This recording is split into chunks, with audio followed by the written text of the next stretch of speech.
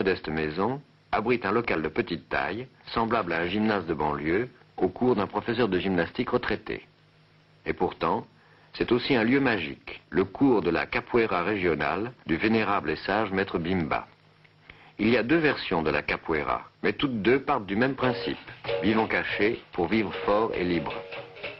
De l'extérieur, la capoeira est une sorte de danse. Une danse que les maîtres, regardant leurs esclaves s'agiter en mesure au son du berimbau, prenaient pour une belle et bonne danse, et qui était en fait un instrument de combat, un système cohérent et délibéré d'entraînement au combat, l'équivalent exact du jujitsu ou du karaté. Un karaté déguisé en pavane, en forlane ou en menuet, devant les maîtres attendris et inattentifs. Caché derrière la danse, un sport violent et efficace comme le judo, ayant son rituel, ses règles précises et sa raison secrète, forge une arme de combat.